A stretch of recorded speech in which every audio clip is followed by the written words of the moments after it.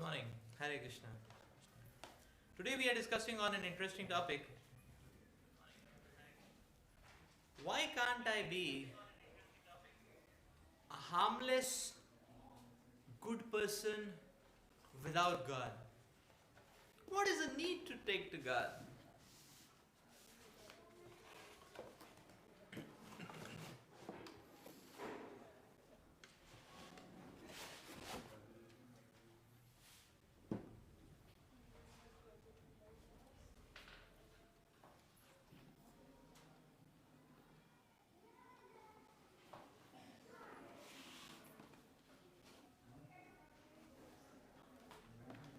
One time,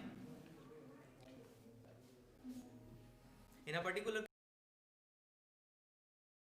there was a natural disaster, and therefore there was a need for relief operations. There was a need for people to come forward and help the ailing, the suffering. And many people were trying to come up with different initiatives to help them out. One particular actress came forward and she announced, she said, okay, I'm going to help in the relief operations to raise the funds for the suffering, the ailing. I mean, to help the suffering people. So she said, what we are going to do is that, she said, I am going to shoot my nude photographs, and these photographs will be sold all over in calendars and so on. And from the sales of that,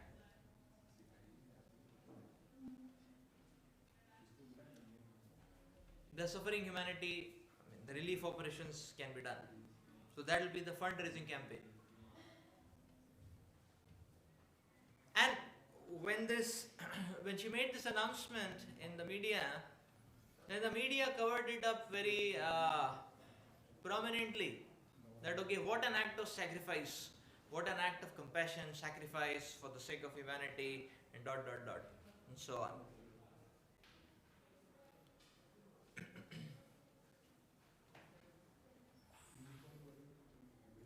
One time I had heard that in a similar such incident, the queen of the country had declared such a proposal, and everyone was eulogizing what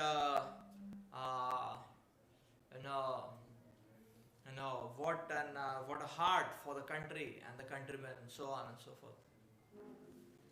The question to note here is, or the point to note here is,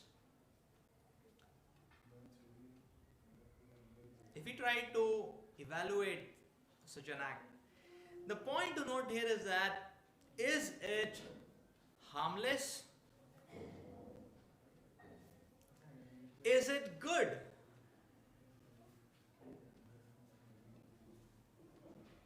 Both of them are very important points to evaluate. So yes, in life, we have every choice to make our activities, to make our moves without God. But we need to really evaluate, then the activities, the resultant activities, will they be harmless? Will they be good? So the world settings are such that it is very difficult to understand and demarcate what is good, what is bad, what is beneficial, what is not beneficial.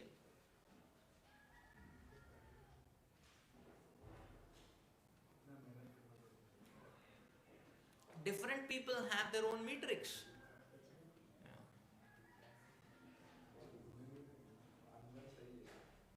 Different people have their own metrics. Now the question is, where is the benchmark? So many times we see when a terrorist feels that what he is doing is good and what others are doing is bad.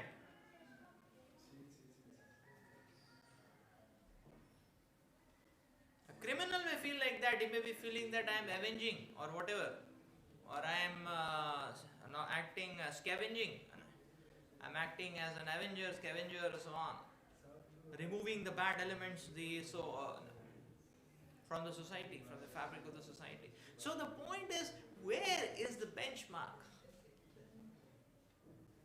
The benchmark of good and benchmark of harm cannot be flimsy or relative. It has to be absolute. So therefore, we see in life that it is easy to say that, okay, let me go without God. I don't need God. But then we lose track of the benchmark of what is good and what is harmless. Now one may ask question, one may say that, okay, it's all okay. I am not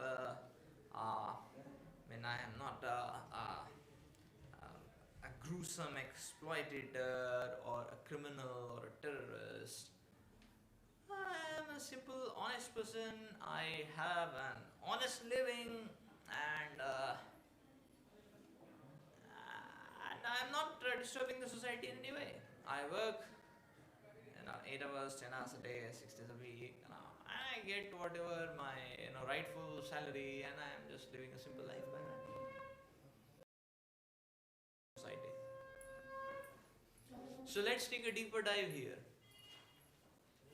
Now, when a person says that, yes, I am not doing any harm for the society, so we can ask the question, okay, the important question to evaluate is, whom are you working for? That's an important question to evaluate. Okay, for whom one is working? Now one may say, if the answer comes, okay, I am working for ITC, Indian Tobacco Company. Now, the question again, which pops up is that, is it harmless? Is it good? Now suppose if the person says, no, okay, I am working for an oil refinery or an oil industry, but it's not as simple as saying that, okay, I'm working for oil industry. We also have to evaluate, okay, oil industry, where all oil is being utilized. So oil is used in different kind of machineries, and many of those machineries are, so oil is used heavily in driving automated slaughterhouses. Yeah. Oil is used for that.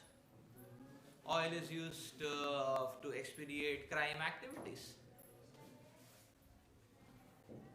So when we see the society, then we can understand that we cannot take ourselves as an isolated snap out, and we can say that, okay, I am harmless. Now what I am doing, I am doing good from my side. But where are we investing? What it is being utilized for is something which we have to evaluate. It's not all good. It's part of it. But whether small or big, a contribution on a materialistic note, it's not all good and it's not all harmless. Now if a person says, okay, I am working in the IT sector. I am working in the IT sector.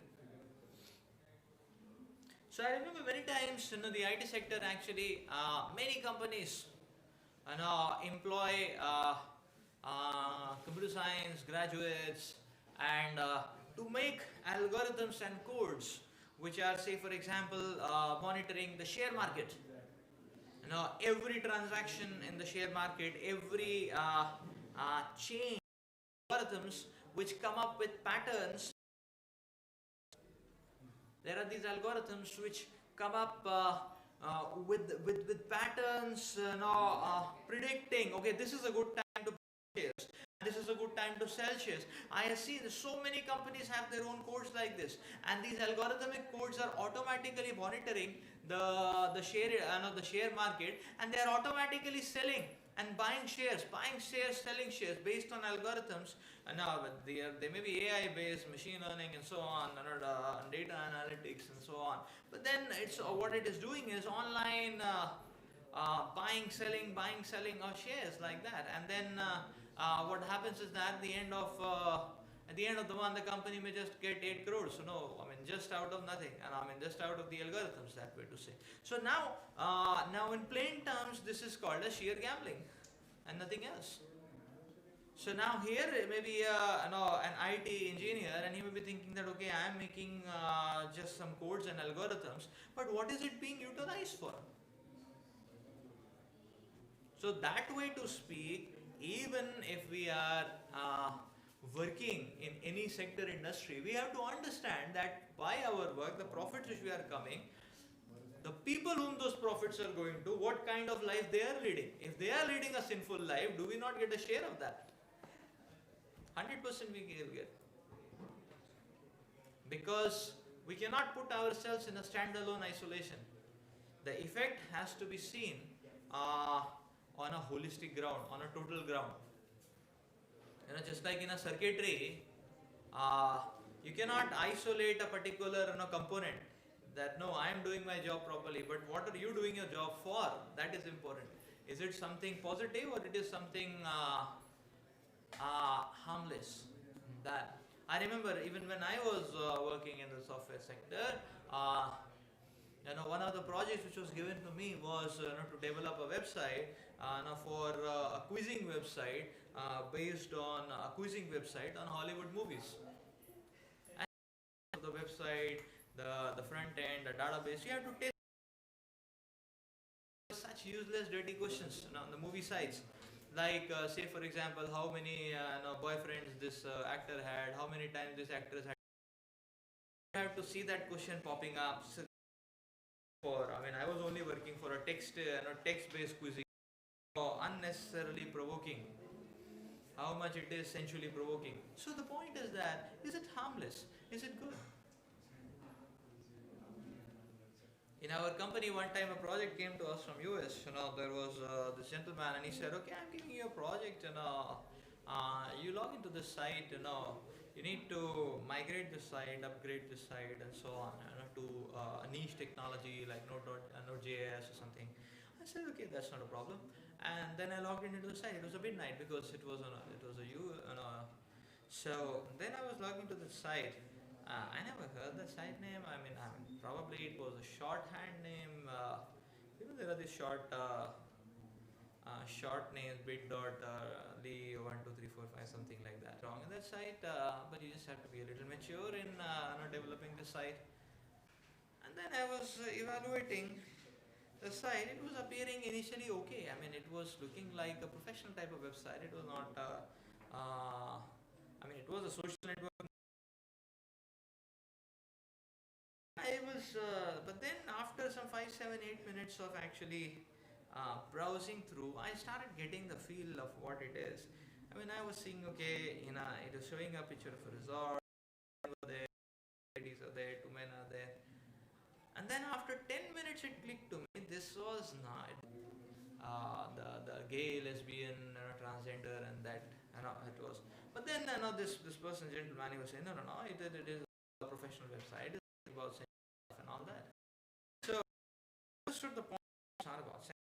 It's something like LinkedIn for these kind of people and all that.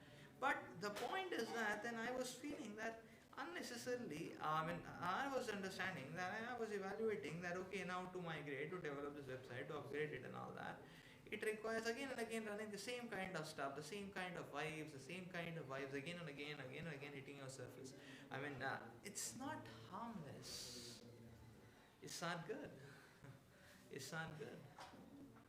And what are so the point is that in this way, if we can try to understand that there are these many offerings are simply promoting the bodily consciousness, the sensual consciousness.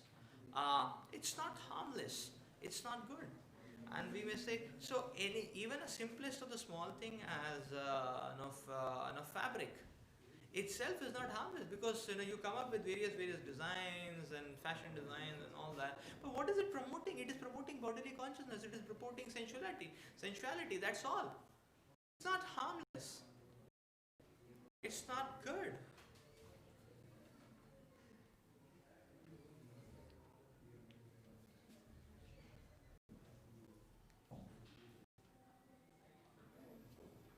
Now, if you talk about the education sector, so we can see in schools, now right from the schools, right from childhood, what is the seed which is given to children?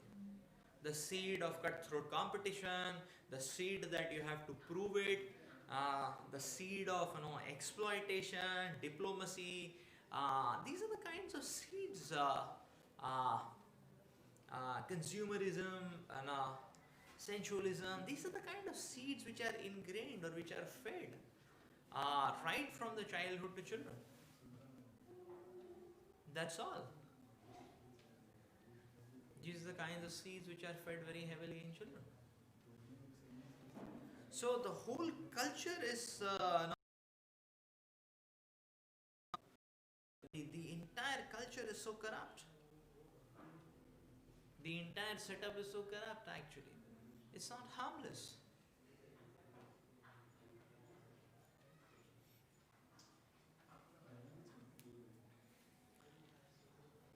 That's the point. It's not harmless. I remember in my school days, people would be, the fellow, schoolmates would be acting so diplomatically. I never had knew the such kind of phrase, but then, no, it was just class fifth, sixth, what I remember actually. And then I would ask people that, okay, have you done the homework? They said no, no, no, but their copy will be omitted the first. Have you studied this subject? They said no, no, no, highly diplomatic. Why? Because this is bred actually, very deeply bred and fed. That this kind of culture, that okay, somebody done and so on and so forth. Highly, that is the kind of culture which we are feeding in. Where is the, where are the, where the divine, where where are we feeding? And, where are we feeding? I feel that actually in my whole education, sometimes when I reflect back, I see reading this, what was that, Antonio Bussanio and the Merchant of Venice, and Great Expectations by Charles Dickens, all these romantic, or this gruesome violence like Macbeth and so on. So I remember those days actually. These novels. I mean, the kind of poetic style of English. I mean, which we had. I feel so sorry. I feel if somebody would have given me Bhagavad Gita, then I could have memorized that actually, and it would have helped us. It would have helped me so much.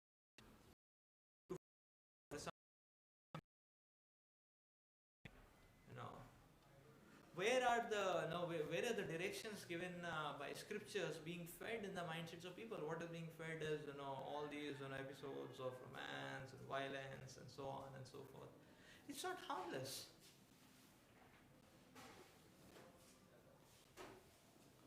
It's not good. Now, say for example, we studied Aurangzeb so deeply actually in education actually. But when did you study? But did you study the character of Lord Ramachandra, the character of Hanumanji, the character of some great acharyas like Madhavacharya, Ramanujacharya, Lord Chaitanya Dev? So what is being taught and what are the kind of products we are getting? It's not harmless. It's not good.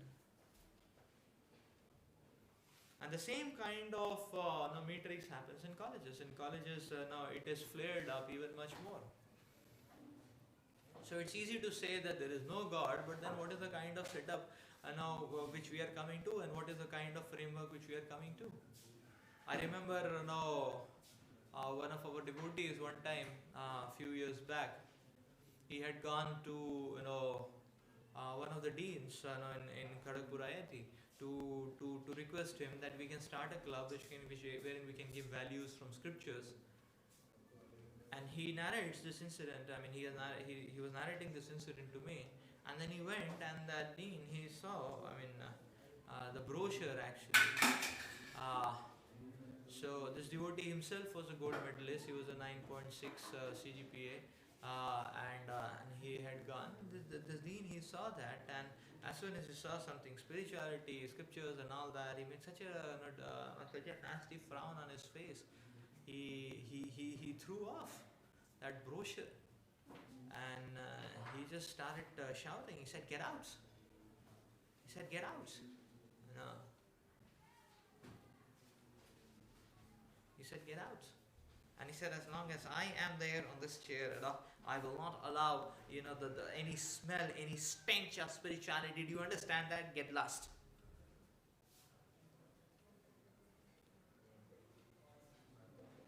So that was his statement. Now the point is, if you do not understand that the importance of values and directions in life, then actually, I know it is very sorry to say, but what is the use, or what is the use of having doctorates, postdoctorates, publishing so many papers in international journals if you cannot just understand like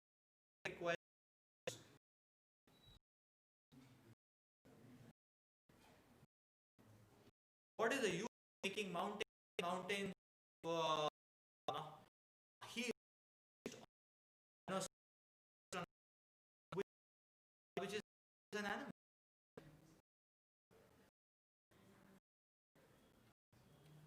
Another time he interfered and he was just and he was you see, will have such about you upon in the point they need and girls level here in my class my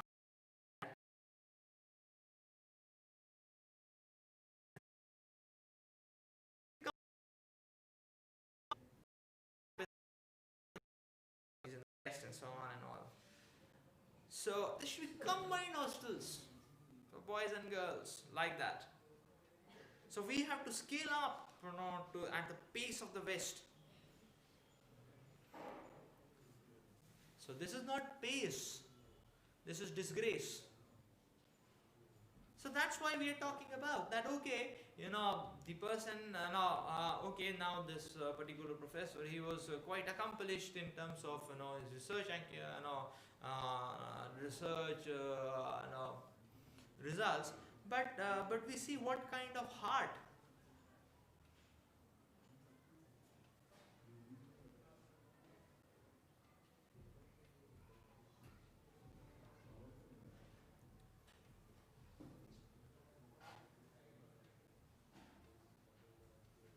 What kind of heart is being promoted? That's the point, or that is point which we have to understand.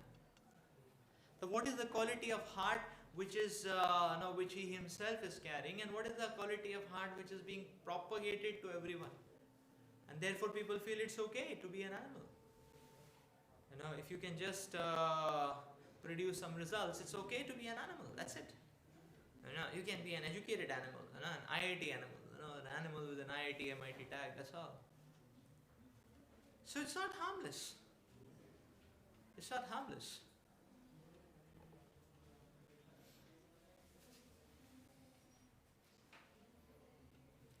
Similarly, we can talk about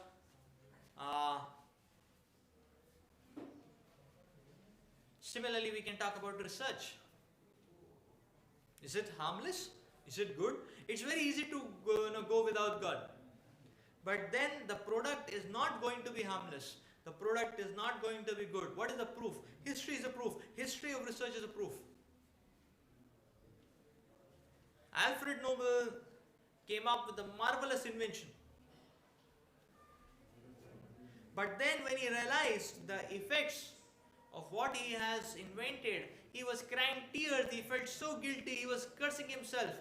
And therefore he kept his wealth to give that prize, and the Nobel Award started and all that. Similarly, we hear about Einstein. Now Einstein also had made marvelous inventions. He was a super genius. But then when he really saw his mass equivalence, when he really saw the mass energy equivalence, the effects of that, E is mc square, the effects of that, when he saw the disastrous effects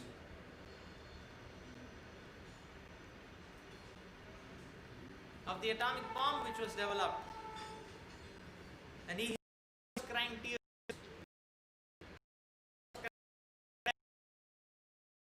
What's going to happen when there is no God?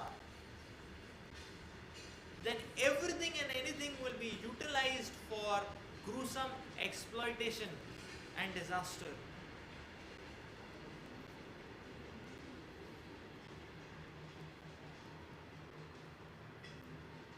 The point to evaluate is that which harmless good person has developed internet, which has taken the entire garbage of the whole world and put it at everyone's beck and call and disposal just with a click of a few buttons. Which harmless good person has brought all that to a mobile? So is it harmless? Is it good? That's the point. Internet is for these sexual sites and sexual avenues. That's all. Is it harmless? Is it good? That's the question which we have to ponder over and evaluate.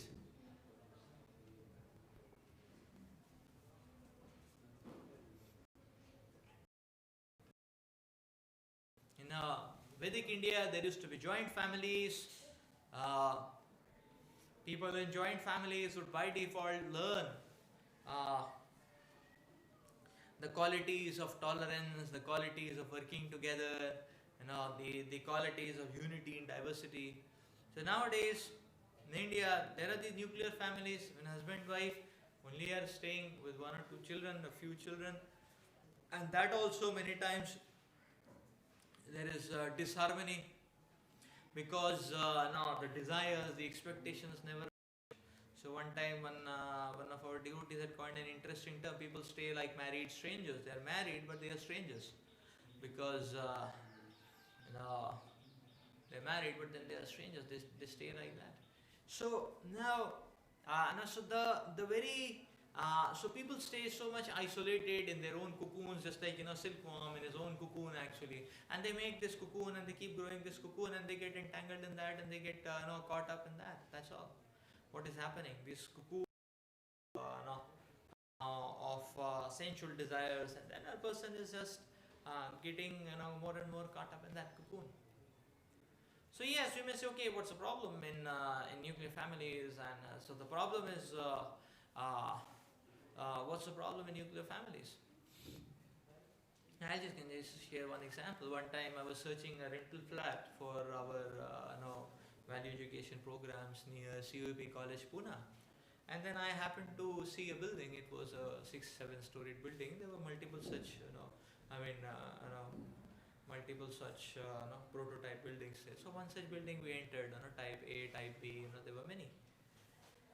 So we entered one of them, and I just thought, okay, we can go and we can knock a door and we can check actually that do you know is there any flat which is available on rental, in this building or the nearby buildings in the same locality, we need a flat on rent.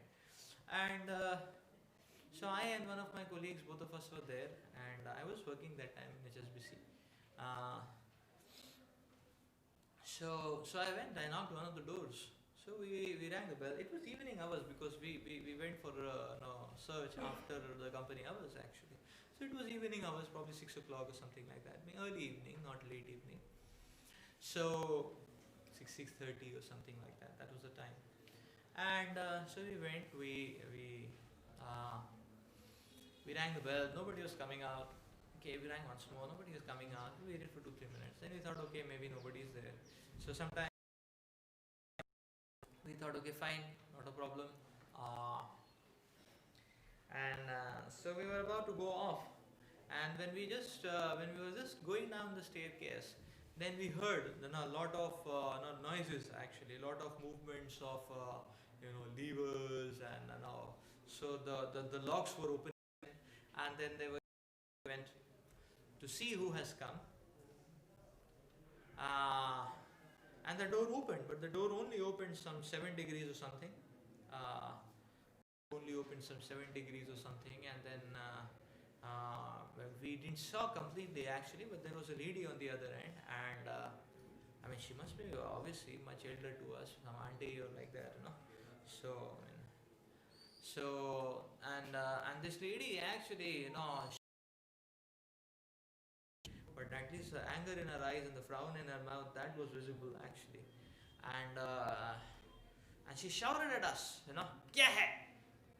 Kya hai?" Shouted at us. Both of us were trembling, and we were not able to speak much, actually. So we never expected this, actually, and we were trembling as if, no, I mean, and we were wondering what wrong we have done. I mean, we just rang the bell, and I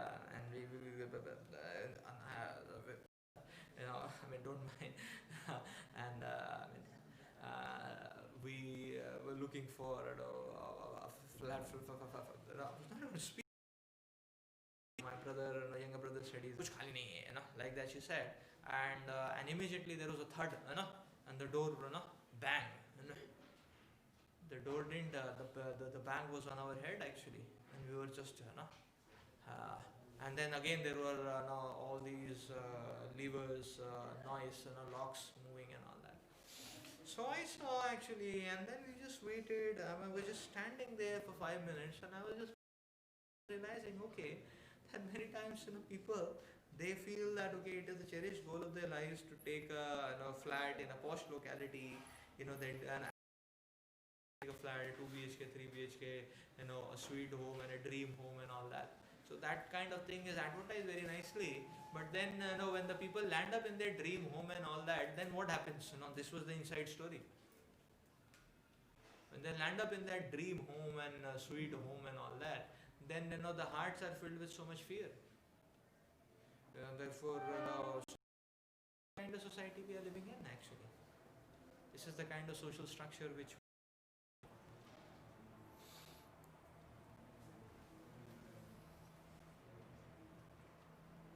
The spike of the television industry started Sunday morning, 9 o'clock, 10 o'clock, the Ramayana would be there, Raman and Sagar's Ramayana. And that's how the television industry started. I remember when I was a childhood, in my childhood, we used to have I used to know only one channel, it was Doordarshan, and I mean, it would stop in the afternoon, 1 o'clock, again start at 5 o'clock, and night, 9 o'clock or 10 o'clock, again it would stop, so that people can sleep and so on. So, and the kind of movies which used to come, you know, the kind of movies which used to come was, Dhruva, and Little Prahlad, and Shravan Kumar, and the Pandavas. Those were the kind of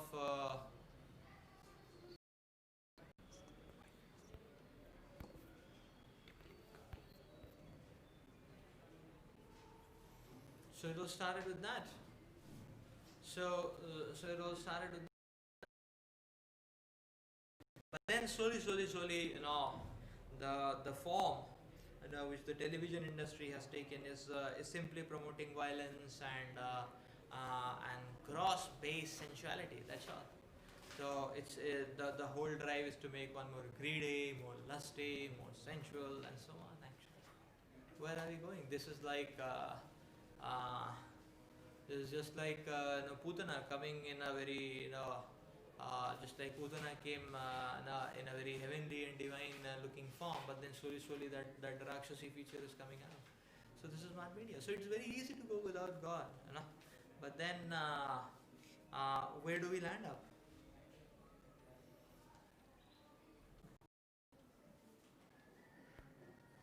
We land up in a caricature.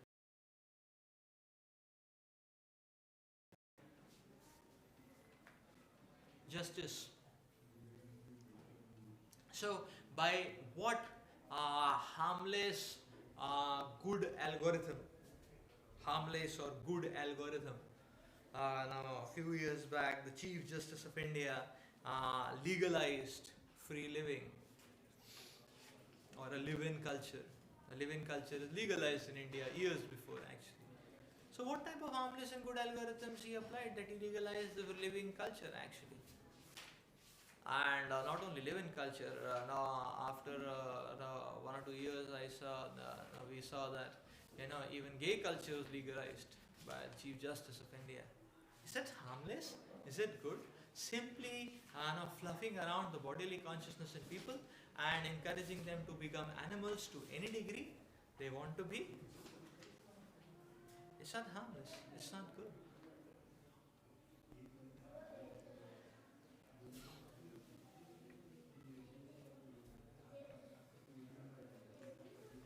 Let's talk about modern day parenting.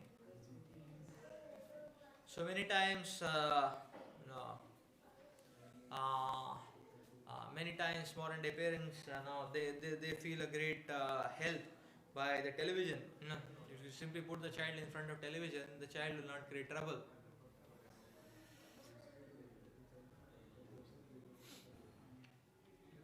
But have you thought about, okay, that if the child is the child is not creating a fuss and creating trouble, but what kind of inputs are going inside the child?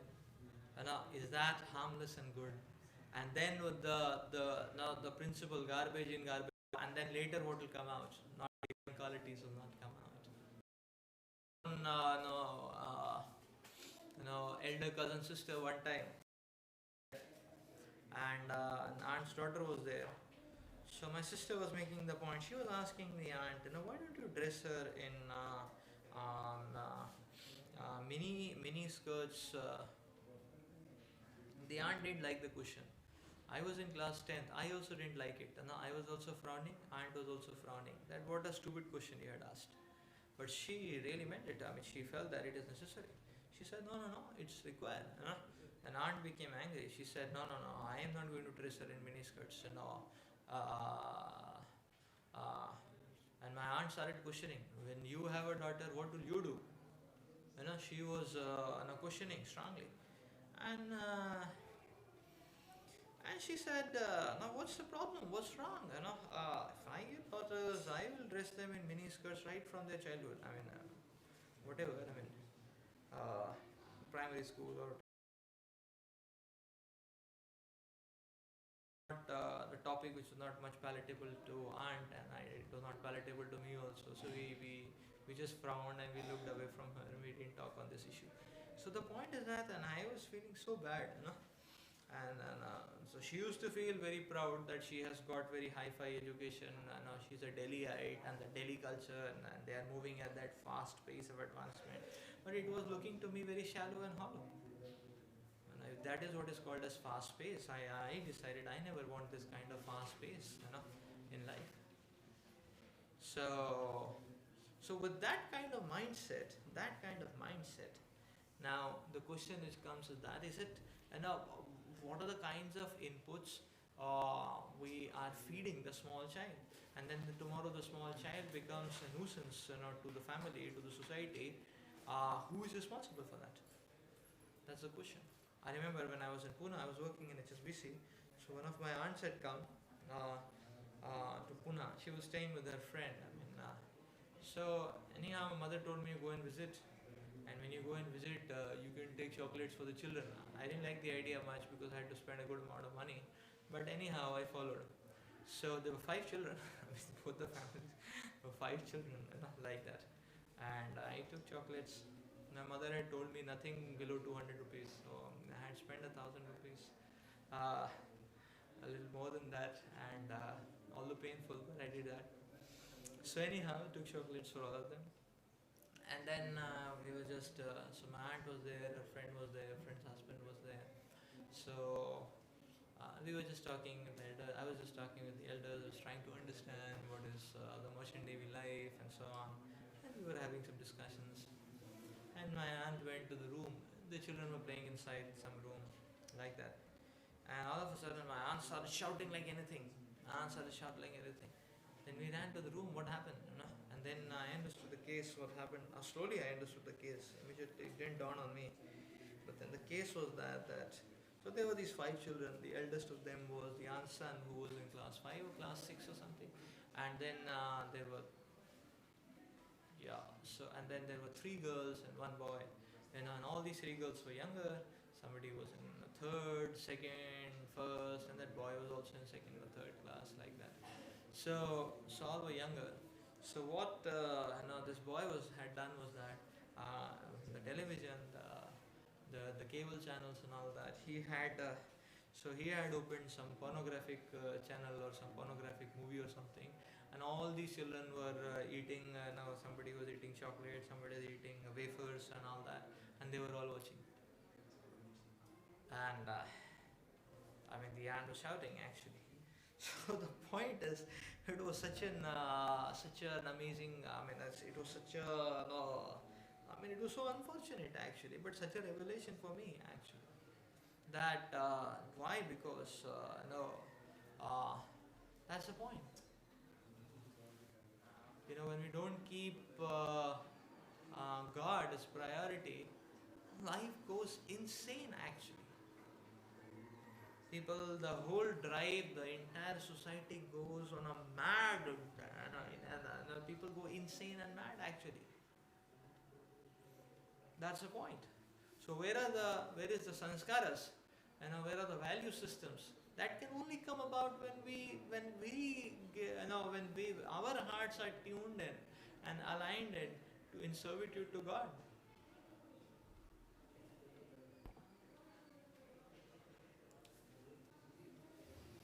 And then Dr. Benjamin Spock said, we should not spank our children when they misbehave, because their little personalities would be warped and we might damage their self-esteem. So we should not spank them. Anyways, by the way, Dr. Spock's son committed suicide, and we said, okay, no problem, we'll follow, we'll not spank. And then someone said, let our daughters have abortions if they want, and they won't even have to tell their parents. And we said, okay.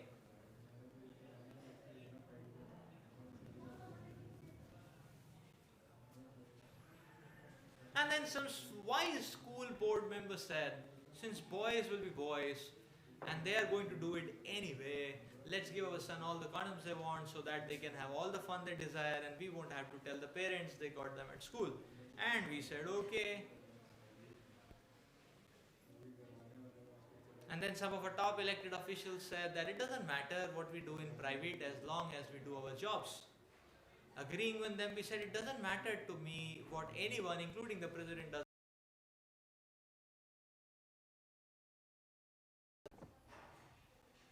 And then someone said, let's print magazines with pictures of nude women and call it wholesome down-to-earth appreciation for the beauty of the female body. And we said, okay.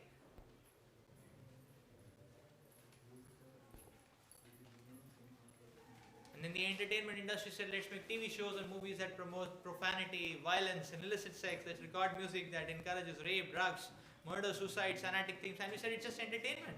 It has no adverse effect. Nobody takes it seriously anyway, so go right on ahead. And now we are asking why our children have no conscience, why they don't know right from wrong, why it doesn't bother them to kill strangers, their classmates, themselves. It's all because of godlessness.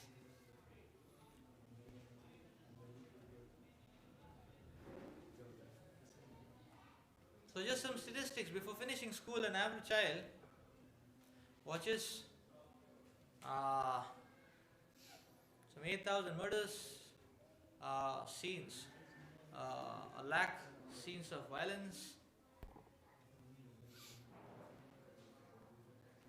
So the question, is it harmless? Is it good? So that's why it is easy to cast God aside. But then the society, the fabric of the society, degrades like anything. It is becoming just a pack of animals, wild animals all around. That's it. The whole society becomes insane, mad.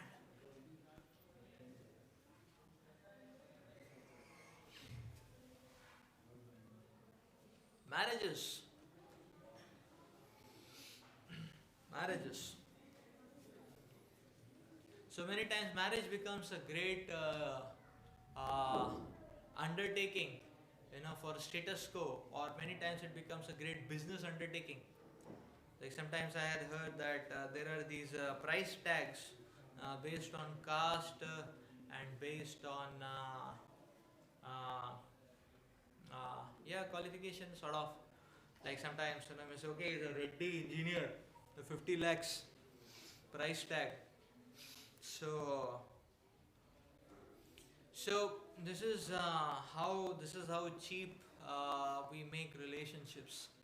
This is how cheap we have made relationships, and then then there is this drive that many times parents they encourage sometimes daughters to wear western dresses and mini skirts and all that. Why? Because and and to go around, and if somebody I mean.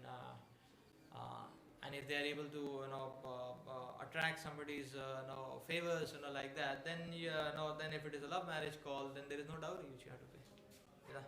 So they save a whole lot of 20 lakhs, 50 lakhs and all that. This is the cheap game which goes on many times. Why? Because there is no higher goal.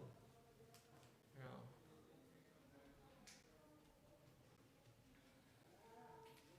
People commit people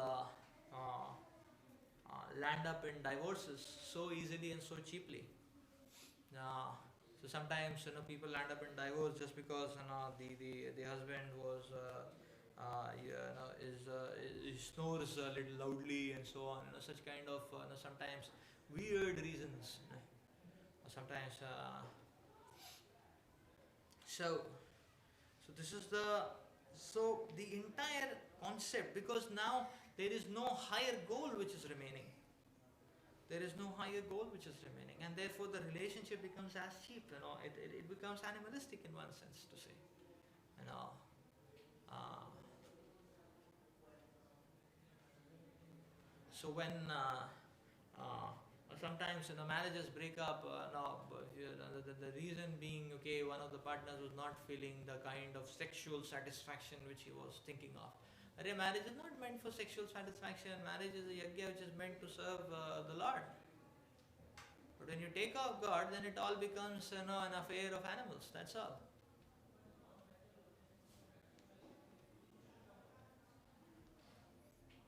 That's all. One time, some of our devotees went to IIM Bangalore, and they were distributing Bhagavad Gita. I mean, they were inviting people. I mean, presenting about the Gita Club, and then talking that, okay, if people would like to be, they would like to register if they are interested. So they went to one of the rooms, and this guy heard something. These people are talking something spiritual and all that. He was a knicker actually. He was wearing a banyan. He was a knicker and all that. And then he said, "Hey, wait a minute, wait a minute." He called them inside the room. He called them inside the room. Inside the room was his girlfriend. She was lying down on the bed, and then he told our devotees. Devotees felt a bit awkward, but then he was showing. He said, "Look at her. Look at her. Look at her." So, and then he was pointing out. He said, "Oh, you are talking about some spirituality. Spirituality can give you happiness and all that." And he said, "Happiness is here. Look at her. Look at her. Happiness is here. Why should I take your Gita? Can you answer?" And our devotees, they were trembling actually. They were not able to. Simple devotees, they were trembling. What we will answer actually. So they were trembling. So. Uh, so one of them actually, he was trembling, flabbering, stammering, and so on. Somehow or the other, he went. He called, another devotee to answer this question. This seemed to him a difficult question and a difficult and embarrassing situation, to face. So then this devotee came, and he was basically, in a sense, he was pointing out that this is what you're pointing out is that this is how. If this is exactly this is exactly animalistic, nothing else. If you think that happiness is simply a bodily enjoyment, then how long this kind of enjoyment can last? It is as simple. The body is. So you see the point. When two people come together in marriage, it's okay. On the wedding day, because of the cosmetics, the person may be radiating as if all the effulgence of the world is coming out from that person, is the epicenter. But then after marriage, when you get up from sleep, there is no radiance which is coming out of the body, every single day actually. So the body may infatuate one for the time being, but it cannot keep the two people glued together or two people going together. It doesn't require radiance of the cosmetics. It requires the radiance of the heart. The radiance of the heart is required. The values are required. The divine qualities are required.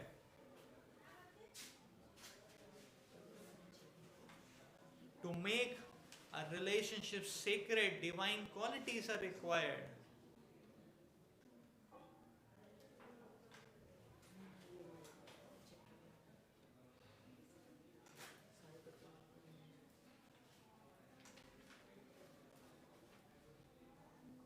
And that's why we need God. We need God. Otherwise, the entire fabric becomes so insane. The entire fabric became so insane.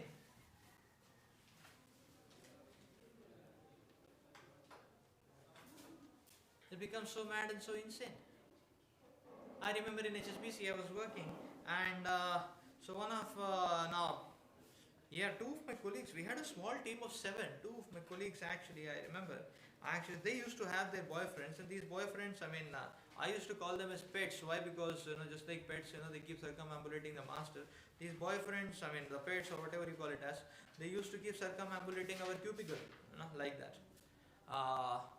And at other times they would be pinging on the chat messenger. There was an official internet chat messenger in the company, and every break they would come, evenings they would be there, every now and then they would be just circumambulating our cubicle, like that.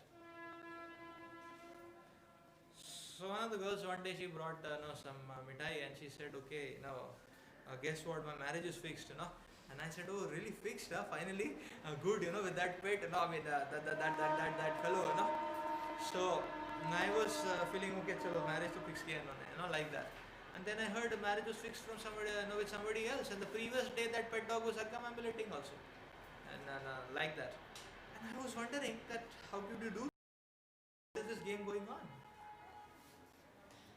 Another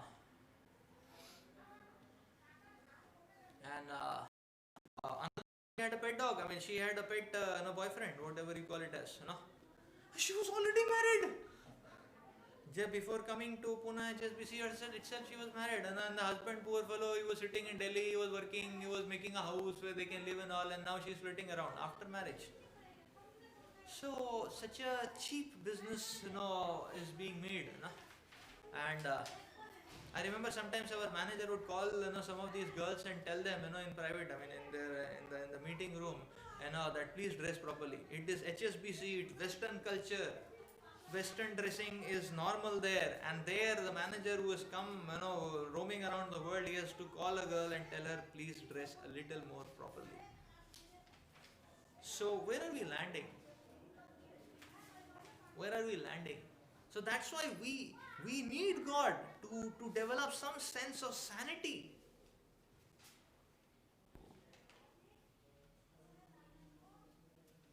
Some sense of sanity.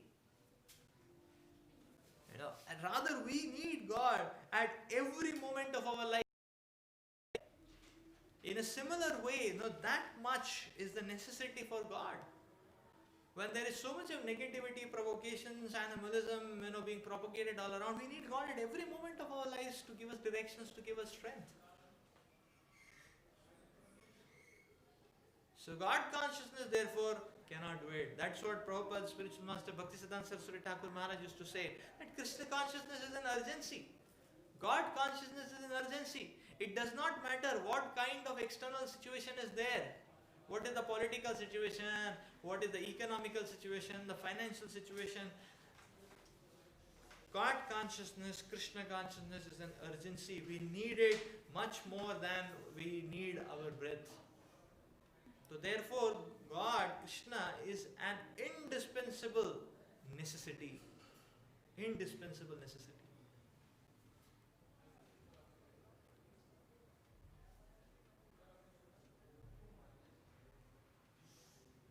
So we stop here on this note. That yes, Krishna is an indispensable necessity. Now, for anything if we want to do, for even even if one wants simple basic morality or sanity, for that also we need God. What to say of